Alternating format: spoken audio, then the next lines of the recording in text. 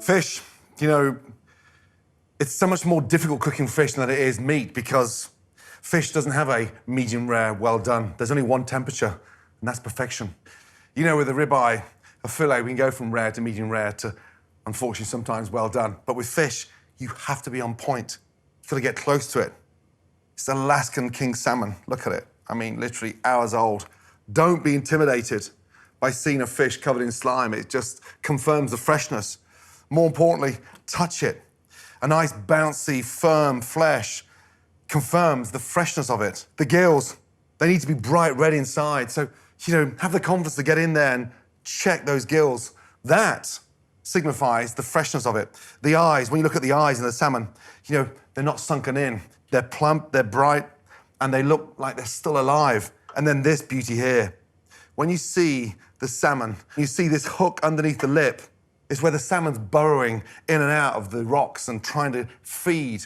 And so it just confirms that it's a wild, fresh salmon. There's nothing wrong with farmed, providing it's been farmed in an open pen. But the flavour difference from a wild to a farmed is night and day. So I'd rather use less wild salmon, identify the flavour, than use farm salmon. It shouldn't be on menus 12 months a year. It should be seasonal. And more importantly, you can close your eyes and just identify in flavour. Once you cut through this beautiful wild salmon, you see that dark orange texture, hardly any fat. But on the belly of a wild salmon, that fat inside there is a healthy fat because this fish has been swimming non-stop for years. And then when it comes home to spawn, you can see how it forms that shape of that pointed nose and is on that mission to deliver the eggs. This beauty here, a sea bass. You know, when I first started cooking, I wasn't allowed to fillet these because they were so expensive, we could never afford to screw up. It's got a very difficult sort of rib cage inside that is very springy and awkward to take those fillets off. So I had to practice with mackerel. Mackerel were 2 to a penny and we could afford to mess them up. And then once I mastered the mackerel, we can get onto the sea bass. Trout, again, something stunning with a rainbow trout. Look in the condition of it, just touching it, feeling how firm it is. Eyes, plentiful, gills, bright red, and just the weight of the fish as well. And then this has to be the Rolls Royce of any fish, a beautiful wild turbot. And that's why it's called a flat fish, because it literally is flat. And when it sits on the bed, you can't see it because the colour of that beautiful skin is very, very similar to the sand. It floats and moves like this, and then when it sees its prey, it dives under the sand, and all you see are these little eyes twitching, and then it comes out and pounces. But look at the size of that mouth. When that mouth opens, boy, it's 3 times the size. When it closes, you can hardly see it. Now, the turbot. This is a chef's dream. One of the most expensive fish anywhere in the world, but look at it. Again, eyes nice and plump, not sunken in, and then you open up in here, you can see that bright red position of the gills. Again, confirms its freshness, but more importantly, just the firmness of this fish. Now, there's 4 sides to this flat fish. First one, fillet number 1 there, fillet number 2 here, and then you turn it over, fillet number 3, fillet number 4, and then just in here, underneath that jaw, is what we call the turbot oyster.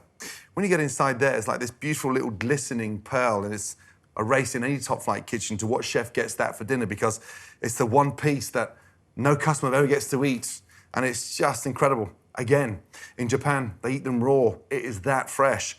But the big news about the turbot is the fact that not only is it quite robust and quite meaty in terms of flavour, this and their head produces the most gelatinous fish stock. So it's almost a setting agent. When you're making a consommé or a jelly, the only one bone you want to go to is the turbot bone because it packs the most amazing flavour. And it's a fish that, when you sear it, it sort of helps improve the flavour, but so robust, so meaty, it's a chef's dream. Very, very rare. One of the most expensive jewels in the sea, but one of the most flavoursome.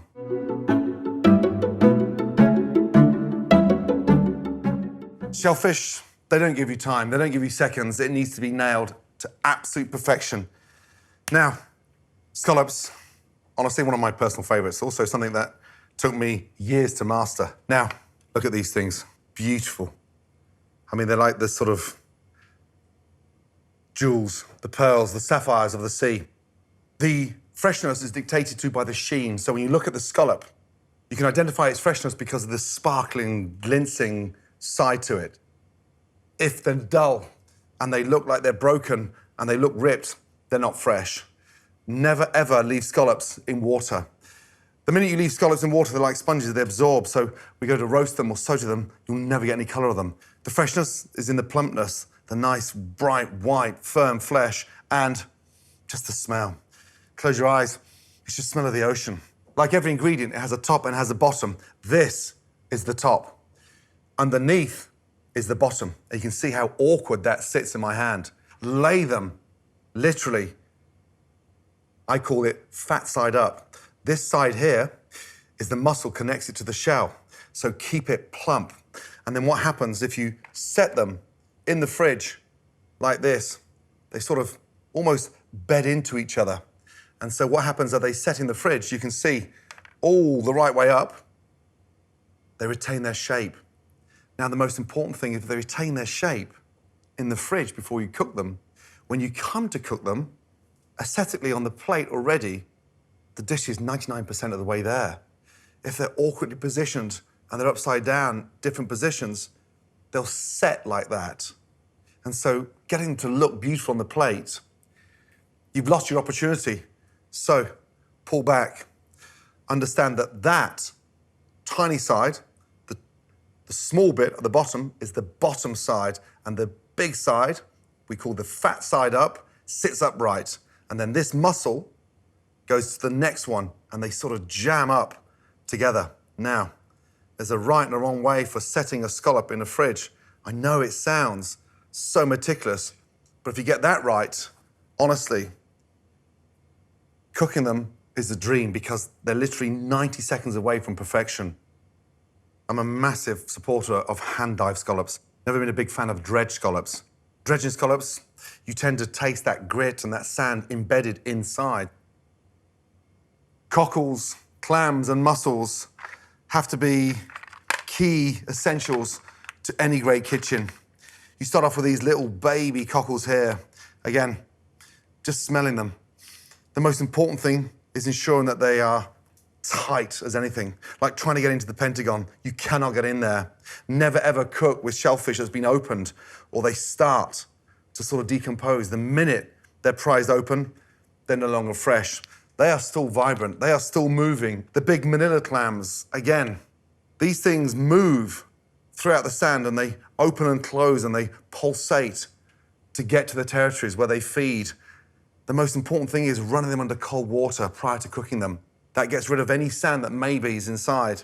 And then as you cook them, the minute they start to open, you take them out of the pan because that is where the magic is. But the juice and the flavor of the stock that comes from these minnow clams is extraordinary. Thick-lipped green mussels, again, just feeling the weight of these mussels is crucial. Inside that tiny, thin shell is incredible. So sweet, so dainty, and normally they have what they call little beards on them.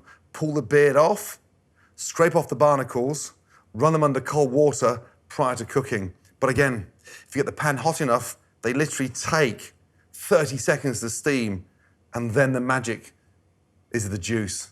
That mussel jus that comes out there is 90% of the base of any great fish sauce in any top kitchen anywhere in the world.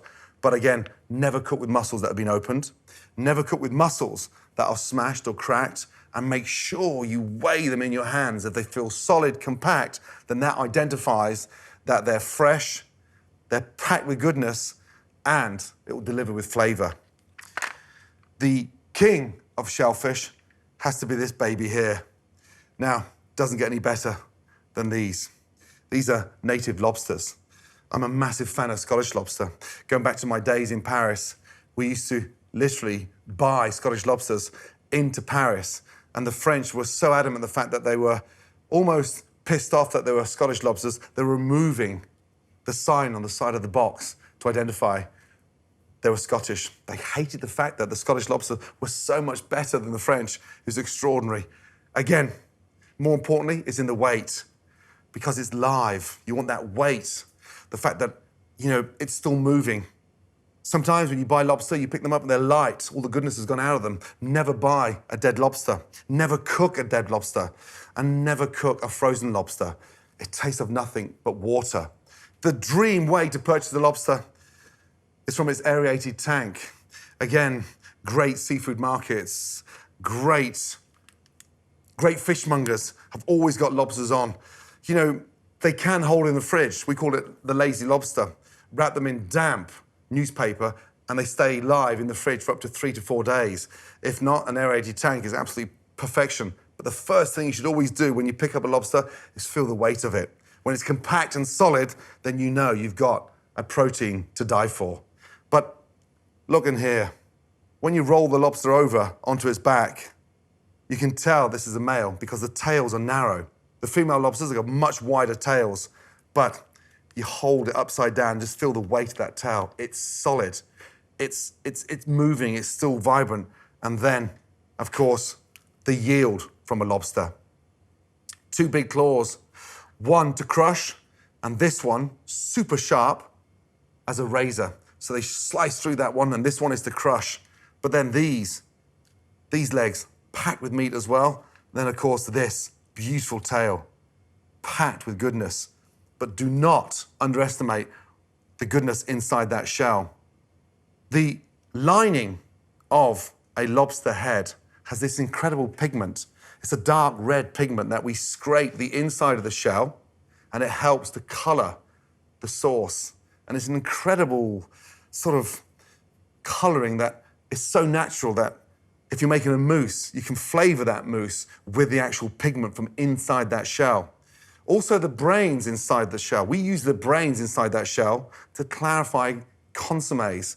It's so gelatinous. It's almost like using egg whites. Pretty incredible. But then the flavor of roasting these shells and making this incredible lobster jus is amazing. It took me about 4 years before I could afford lobsters on my menu.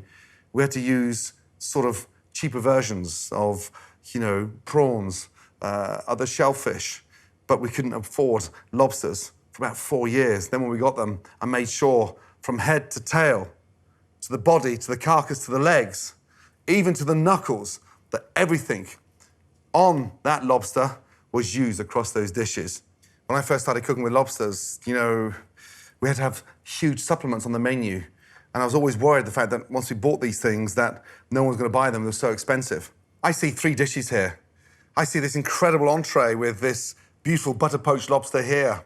I see these incredible knuckles and claws into a lobster ravioli. And then these here, the meat inside those legs, there's 8 of them. 8 legs plus 2 claws, 2 knuckles. It's incredible. That is an incredible yield.